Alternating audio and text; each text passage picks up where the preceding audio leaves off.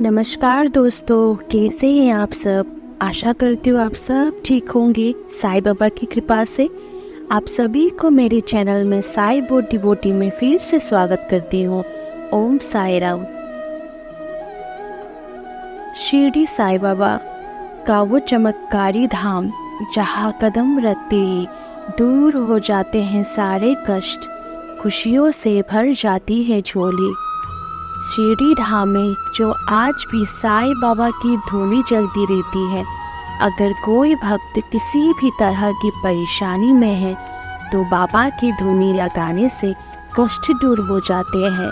इसीलिए साईं बाबा की धूनी को बहुत ही पवित्र माना गया है।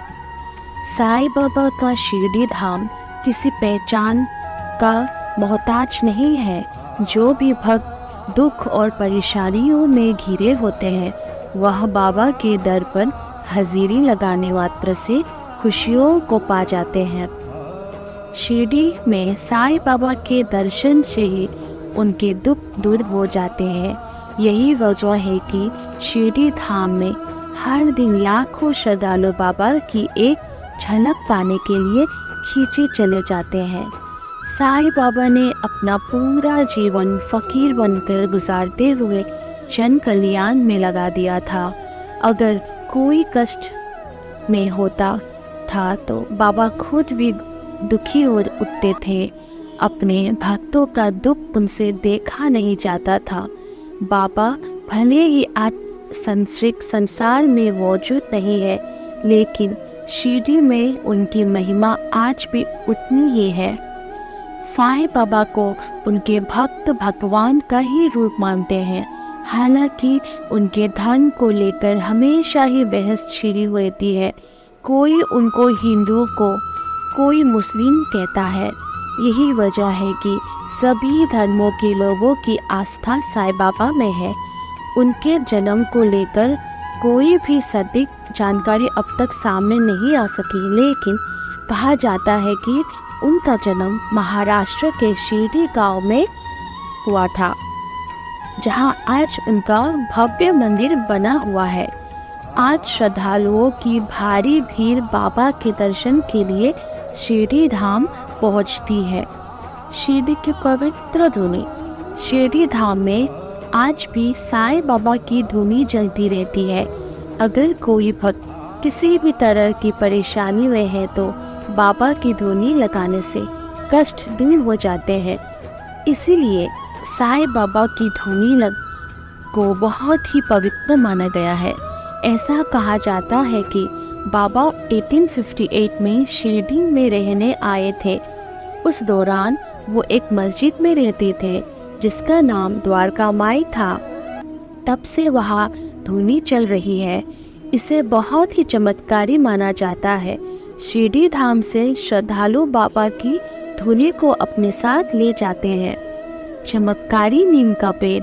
साईं के शिरडी धाम में एक नीम का पेड़ मौजूद है। यह वही पेड़ है जिसके नीचे साईं बाबा बैठा करते थे। बाबा के चमत्कार की वजह से ही नीम की कड़वी पत्तियों में मिठास आ गई है। शिरडी पहुंचने वाले भक्त इस पेड़ की प्रतिज्ञा पाने के लिए बहुत उत्साहित रहते हैं। हालांकि अब इस पेड़ को सुरक्षा घेरे में रखा गया है ताकि कोई इसे नुकसान न पहुंचा सके। सबका मालिक एक। साईं का शिरडी धाम सिर्फ चमत्कारियों के लिए ही नहीं जाना जाता है, बल्कि यह मंदिर दुनिया के सबसे अमीर मंदिरों में गिना जाता है। मंदिर में एक बड़े से हॉल में साईं बाबा की समाधि बनी हुई है।